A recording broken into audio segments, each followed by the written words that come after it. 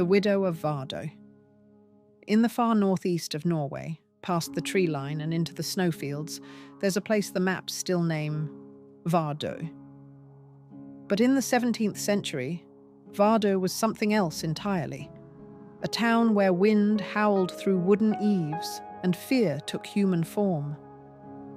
Between 1600 and 1663, more than 90 people, mostly women of Sami or Norwegian descent, were accused of witchcraft, burned, drowned, tortured for confessing to dreams, birds, storms. They say the trials ended in 1662. But not everything ends just because a record stops. In the Arctic, memory freezes deeper than bodies, and some things beneath the ice wait. This story came to us with no name, only the location and a set of documents that smelled of kelp and candle soot. Inside were runic spirals, a list of names, and a story we've decided to share. Because myth is not fiction. It's memory that someone tried to burn. This is The Leaks, and tonight's transmission is called The Widow of Vardø. What follows is a word-for-word account. I've made no changes. I don't think I was meant to. Part 1. The Cold Open. The desert buries its dead, but the snow in Vardo remembers. The wind is screaming. The world is white. Through the blizzard, a figure drags a bundle across the frozen harbour, limbs wrapped tight in sealskin, blood leaking in quiet ribbons across the ice. Above her, the aurora twists like torn silk, green and silent. No one sees. No one dares look. The shape stops at the mouth of the fjord. She kneels, and without a word, she lets the bundle slip into the dark crack between ice and sea. The ice closes, the wind stops, and in that breathless silence, a child's voice sings something low, something old, a lullaby in the Sami tongue. The melody is soft, until it's cut short by a wet, gurgling scream. Vardo, 1662, 1 year after the final witch was burned. Part 2. The Silent Widow. They sent Father Mikkel Orson from Tromsø. He did not request the assignment. He did not protest it. Just packed a wooden cross, a Bible, and a coat too thin for the Vardo wind. The journey took 2 weeks. Sled, ferry, foot. And when he arrived, he found a town half buried in snow and silence. No children in the square. No laughter in the tavern. Just low voices, closed shutters. And something else. They had nailed sheep bones to every door. The bishop's letter had been vague. Unrest, blasphemy, fear of sorcery, investigate and restore order. But no one spoke of witches now. The trials had ended. 81 women burned, most of them for dreaming strange dreams or talking to birds. So why the fear? The answer came in murmurs. They spoke it around the fire. They carved it into driftwood and tossed it into the sea. Ingvild, the widow. She had once been accused too, stood trial like the others, but was set free. Why? No one knew. The records had vanished. The magistrate who tried her was dead before he could explain. She never screams, one man whispered. Even when the storms take the roof off her house, even when the wolves come down from the cliffs. She never blinks, said another. Not once. I watched her for 10 minutes straight. And her feet, the oldest woman muttered. She never leaves tracks in the snow. Father Mikkel visited her on the 3rd day. Her house stood alone at the edge of the cliff, built from old stone and whalebone. No cross on the door, just dried sea lavender tied in bundles. She opened the door before he knocked. Ingvild Sørenstatter? "Yes," she said. Her voice was quiet, like the sea beneath the ice. She was taller than he expected. Not young, not old. Her skin pale but not sickly, like river stone.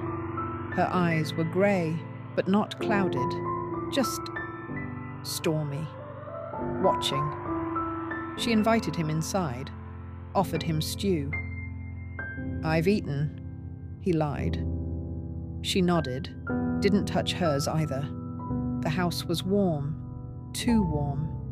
The hearth was burning dried kelp, not wood. He saw no bed, no icons, no mirror.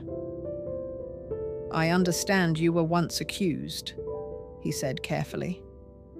She smiled, not cruelly but distantly. "They needed someone to blame. I had no husband left, no children to grieve." He nodded. "And now? I keep to myself. I take fish from the sea, herbs from the cliffs, and I bury what the snow spits out." That caught him. "Pardon?" Her gaze didn't change. "You'll see." Part 3. What lies beneath the ice. The next day, he met Runa, a slip of a girl, 14, maybe 15, barefoot in the snow, hair like crow feathers, skin wind-chapped red. She watched the priest from the church steps but didn't enter. "You'll leave," she said plainly. "They all do." Father Mikkel knelt to her level. "Because of Ingvild?" Runa smiled, but not kindly. "Because of what follows her." That night, the priest asked the tavern keeper about the girl. "Her mother vanished last winter," the man said. "Went out for water. They found the bucket. Nothing else." "Wolves?"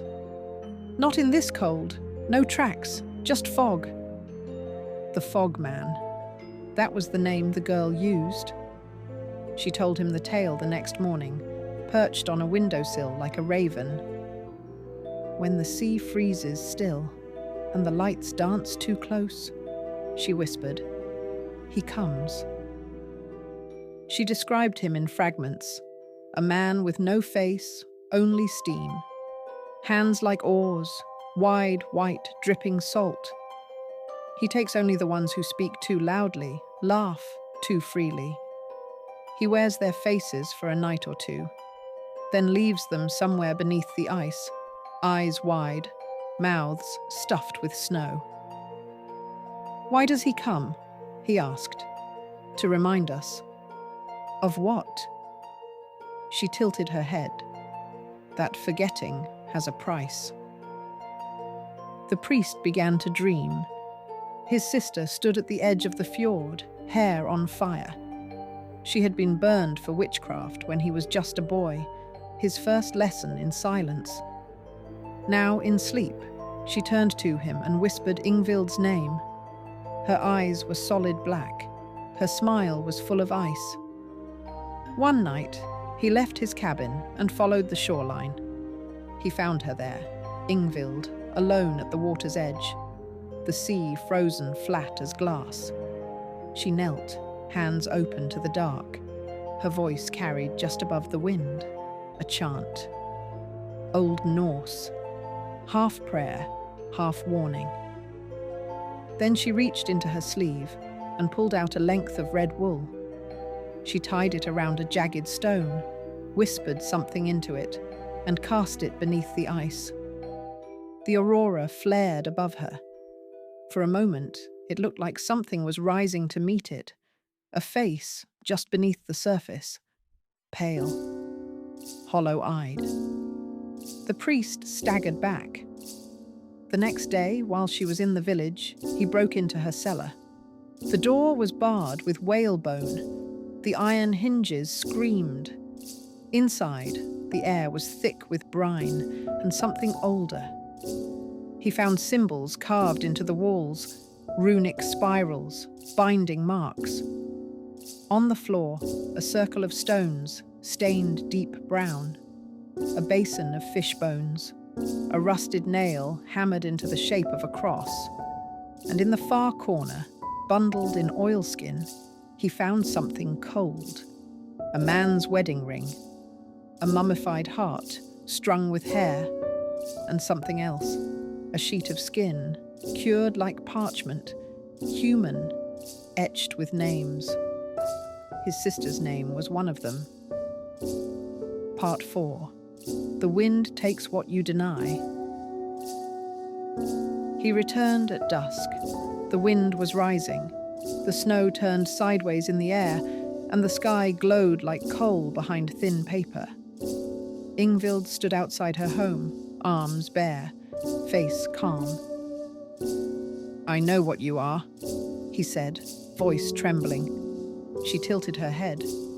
"Then say it." "You've made a pact with something. You're feeding it." "I am," she said simply. "Why?" Her answer was not cruel, not even defensive. It was tired. Because no one else will. She invited him inside, one last time.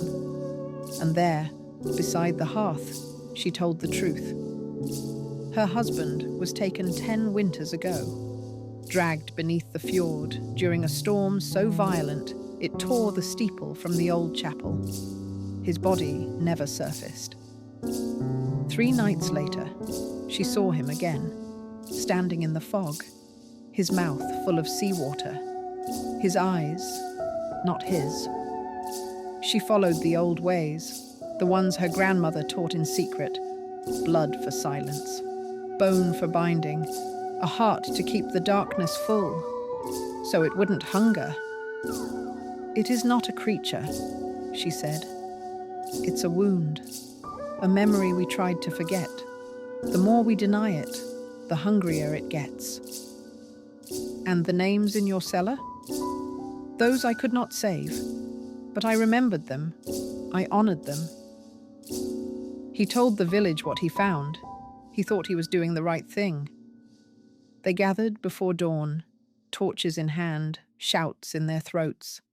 She didn't resist, didn't scream, just walked into the wind as they threw burning kelp into her home. The flames turned blue. The smoke didn't rise. It curled downward, dragged into the snow like ink in water. And Ingvild was gone. That night, the children began to scream. All at once, all across the village. Then, silence. When the parents reached their beds, they found only ice, perfectly shaped in the outline of sleeping bodies. No warmth, no trace. Only a trail of red footprints stretching across the fjord, away from Vardo. Each step pressed clean into the ice, bare feet. Part 5. Epilogue. The candle in the window. Years passed. Most who survived left Vardo. The church fell to frost. The sea took the harbour. No one rebuilt the widow's house. No one, except Runa. She returned when she was grown, tall now, quiet, hair still black as crow feathers. She rebuilt the stone walls with her own hands, hung lavender above the door. No crosses. And every year, on the longest night, she lights one candle in the window. Not for prayer, not for hope, for remembrance. The widow didn't curse us, she warned us. She fed the dark so it wouldn't feed on us. We starved it instead. One year, the wind came harder than before. That night, the villagers in the next town over saw lights dancing in the sky, but too low, too fast, like something chasing itself in circles. A child claimed to see a woman in grey standing on the sea, watching the flame in the window. No one believed her, except Runa. She didn't blow out the candle. She opened the window and whispered a name. Ingvild. The flame flickered once, then twice, And in the reflection of the glass, Runa saw her own face. Except behind it was no one.